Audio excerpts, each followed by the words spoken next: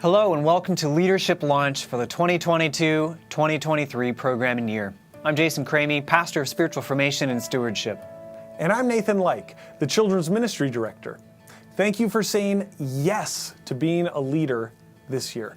Our family ministry would not be possible without you. So friends, in this video, we're going to be covering safety procedures and tips for being a great leader to the kids and students at Prince of Peace Lutheran Church. The well-being of the kids we encounter is a high priority. In your role, you'll be engaging with them on a regular basis. As you develop this leader-student relationship, you may observe things that staff may not. For example, if a child expresses that they are being harmed, or you have reason to suspect that they are, that took a turn, didn't it? That makes you a mandated reporter. If you're concerned about a kid for any reason, please contact staff.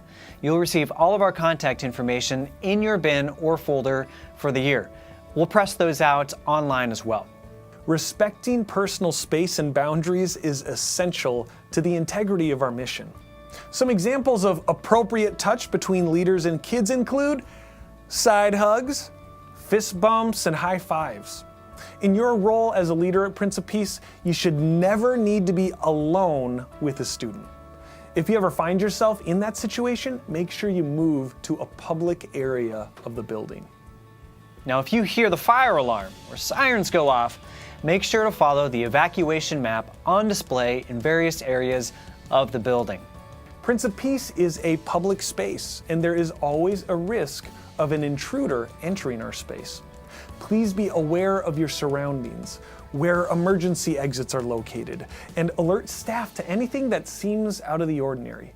If you observe violent behavior, or worse, hear gunshots in the building, evacuate the building if you have a clear escape route, or hide out in the closest room out of view, close the door, and wait for further instruction.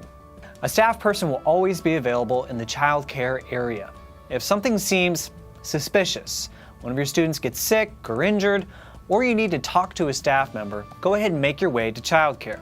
There are first aid kits and AEDs located throughout the building. Look for them before you need them, and ask a staff person to point them out if necessary. More information about this will be in your leader bin or folder. But please just make it a point to go around the building to make sure you know where everything is at before the year starts.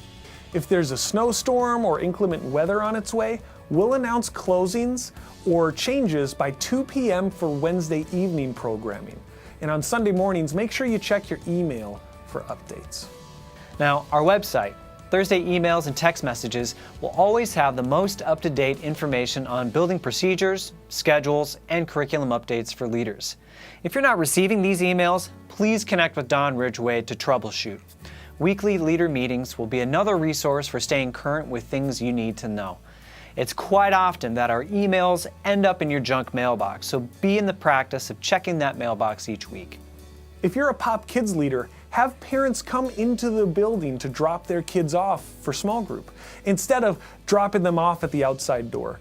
This is for their safety and gives parents and leaders a chance to get to know one another. Parents should also come into the building and connect with you when picking up their child at the end of programming. On occasions when you are unable to lead your group, please try to find someone to take your place. The parents of the kids in your group are a great resource if they're available.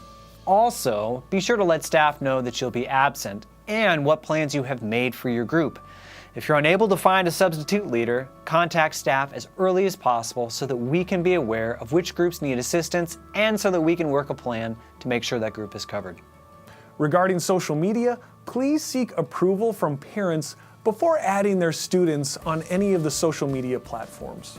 And finally, we ask that when you're finished with small group on a Wednesday or a Sunday that you clean up your space.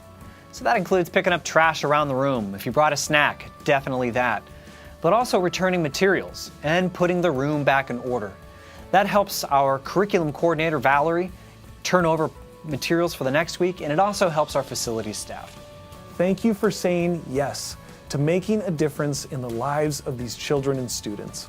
It's truly life-changing.